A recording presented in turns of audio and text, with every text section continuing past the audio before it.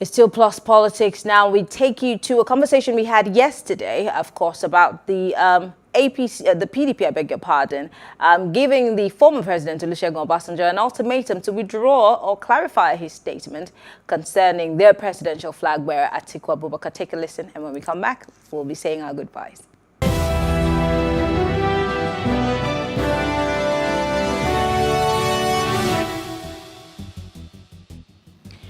Unless former President Olusegun Obasanjo clarifies the comment he allegedly made that picking former Vice President Atiku Abubakar as running mate in 1999 was a mistake, the People's Democratic Party has threatened to break the egg and tell the whole world and Nigerians who Obasanjo is in 48 hours. The media was awash on Monday with former President Olusegun Obasanjo, his quote to have said that he made a mistake while selecting Alhaji Atiku Abubakar as his vice president in 1999. However, Chairman of the People's Democratic Party Board of Trustees, Senator Walid Jibrin, said that if the former president failed to clarify the statement in 48 hours, the party will be left with no option but to expose Obasanjo to tell Nigerians who he really is. Now, Senator Jibrin, who spoke to journalists, explained that the PDP was high in regards and respect for the former president, but it will be very disappointing if the statement credited to him is true. Well, joining us to discuss this are Biodun Shomi, a political analyst, and Bola Oba, who is also a political commentator. Thank you so much, gentlemen, for joining us. It's my pleasure. Great. It's a very interesting conversation that we have here. I'll start with you, Mr. Oba. We have seen the former President Olusegun Obasanjo speak and comment on several issues, especially personalities. I mean, we can even make reference to his very famous book, My Watch, and some of the statements that he has made about people, and his open letters. He's known also for his open letters. But in the thick of the campaign season, he talks about the former vice president being a mistake on his part in 1999. And one will wonder, why would he be making such a statement? Is it just one of those political statements that are made at times like this, or could there be more to this? I wonder why anybody in the leadership of PDP would want to grace former President Olusegun Obasanjo with the honor he does not deserve. They will be committing political harakiri in this political society if they want to engage with Olusegun Obasanjo on anything that we give him relevance, especially for the mischief that he has set out to do. They should just leave him on his own and let him do whatever he likes, because at some point, the public will see him as a nuisance that is just there. But if they want to engage him, as they have threatened to do, they will be the worst for him. There are those who would be very... Not so much that I love them, not so much that I'm a member of the party, but it will be a strategic PR error to engage Obasanjo in any form of imbroglio, especially on remarks and opinions that he has codified in his book. I wonder why they want to engage in this rough fight. There are those who would, not like the idea of you speaking of the former president in that regard, calling him mischievous, or saying that he does not necessarily have relevance or should not give relevance to what he has to say. This is an elder statesman. This is somebody who many politicians hold in high regard. They still pay courtesy visits to him. For Atiku, and now 4 years after he remembers again. after the villainy that himself, that he had done Atiku at the penultimate electioneering cycle 4 years ago, he supposedly forgave him and campaigned for him, and suddenly now Atiku is a villain again. So he wanted to sell us a villain 4 years ago. If you engage such a man and don't let Nigerians just reason the fact that this is a man who could be very inconsistent because of the mischief that drives him, you will be giving him relevance. Okay. Mr. Shomi, I'd like to bring you up, bring you in on this. Okay. Many have reacted to the former president's remarks. Many have wished it away as a mere political statement. But then, like I said at the beginning, he's known for many of his open letters. We saw the many that he wrote under the present administration.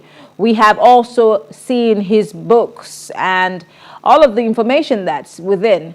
Why do you think that former President Olusegun Obasanjo is so hung up on his vice president?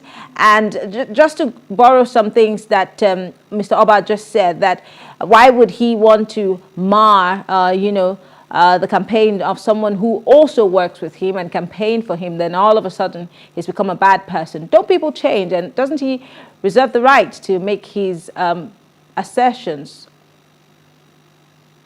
Honestly speaking, to be fair to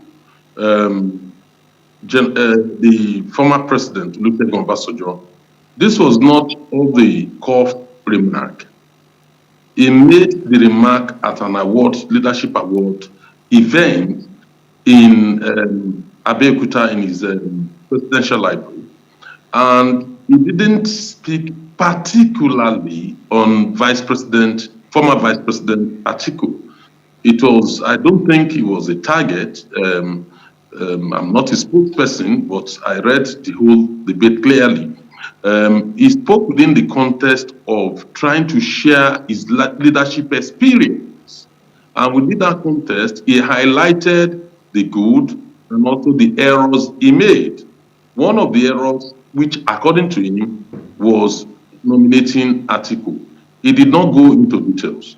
He highlighted also his regret over his refusal to heed the warning given by the then American ambassador, I think it was Campbell, Ambassador Campbell, that he should leave the country or he should move into American embassy and be granted asylum, that the decision has been granted, that Abacha will arrest him, he should move in to get asylum. He regretted not doing that, and he said he refused, but eventually was arrested. He said he could have lost his life and not been alive. So he was making reference to errors of judgment on his own part. It was not a targeted attack on Atiku or any other person.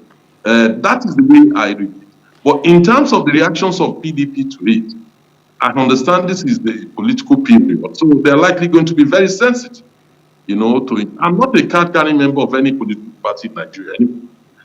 So they will be very, very sensitive to such remarks. I don't think Obasanjo intended, to reopen the old wounds when he actually came out against Atiku. I think this was just something out of his own leadership experience. It would be wise for the PDP leadership not to go into any tangle with him, because what would they gain? Obasanjo is not contesting, and as far as I know, he does not have a horse in this race. So if he doesn't have a horse in the race, why do you want to drag him in and then bring out the worst in Obasanjo, which it can be bestial when it comes to doing damage in this kind of situation. Just to push you further, if the PDP is giving an ultimatum, which is a 2-day ultimatum, and saying that they will break the egg, what could they possibly have on the former president that would probably, in their words, break the egg? And what does this do to their campaign, to the people who they're trying to get across to? Again, like you said, the former president is not running for any office, so he probably has nothing to lose. But in terms of Atiku Abubakar and what the vice president or the former president has been saying, should we be paying attention to the former president, being that he has also made statements previously about certain people in government that has one way or the other, may not necessarily come out, plainly to say this is who this person is, but he has warned, and we have seen that some of those things have somewhat played out. Should Nigerians be wary of this statement by the former president? Yes, you see, what can the PDP leadership, what can they do to Obasanjo? A man that, saw his membership card, left the party. They've been the one going to him. The man has been saying, we saw it all. The man kept staying in his Abeokuta abode, but we've seen the troops of PDP leader, past officials, all of them trooping to his house, either for an advice, for one thing or the other. Issues, even outside the political party and outside government, Obasanjo is still very, very relevant within the politics of PDP, because he actually midwifed many of the leadership, who, today, those who are claiming they want to deal with him, many of them are actually his products. Now, when you go back and look at Mr. Shomi, are you still there? I think we lost that connection. It's the idea of the third term. Okay. That's the only thing they can talk about. Every other thing is known. It's done well debated. All right, I think we lost that connection there. Let me go back to Mr. Oba. The drone jibes times in it. There is nothing. Mr. Shomi, I'm sorry, we're having connection issues with you, and your audio keeps going in and out. So we'll try to fix that and come back to you. But Mr. Oba, the PDP is alleging that the grouse between the former president and his vice is the fact that he refused to support his third term agenda. Something that a lot of Nigerians said would never had sailed through, even though they tried. But was that down to his vice president? And is this an issue we should still be debating in 2022? Look, I'll go back to the point I made earlier, and that is, it does not do the PDP leadership and the PDP presidential candidate any good to excite the madness that they are beckoning at this juncture. For a man who has suffered, what can they throw at Obasanjo that can be worse than some of the things that have been alleged against him, some of which I cannot even mention here, even when they've been factually alleged against him? What can be worse than that? And every time they engage in a form of PR duel with him, they will be getting dirtier. Why would they want to do that? I think it's incumbent on candidate Atiku to call whoever wants to be his spokesperson or wants to fight his corner, to tell that person to chill and walk away from this fight. This is the fight that one must learn to walk away from. Because you want to talk about third term, everybody in Nigeria who is a political observer knows that Obasanjo was the one powering third term, and he has consistently denied it. The book, my watch, some have labeled the book "My Lies."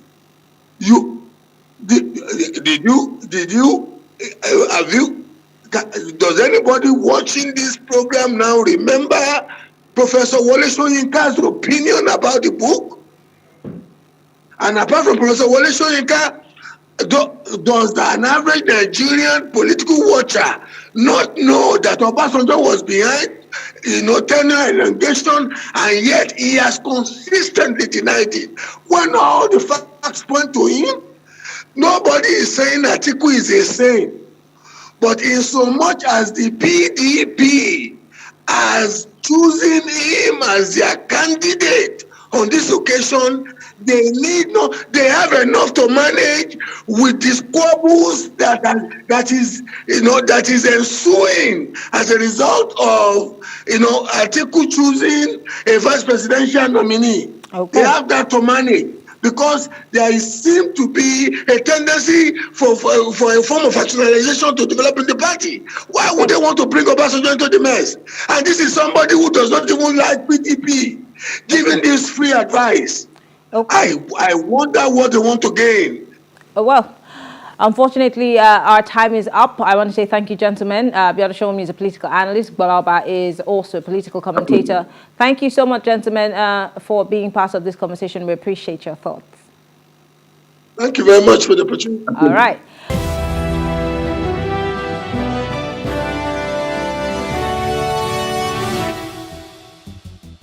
And that's the show tonight. We want to thank you for being part of the conversation. We'll be back tomorrow, same time, 7 p.m. as we talk on all the big political stories across the country. I am Mary Anna Cohn. Have a good evening.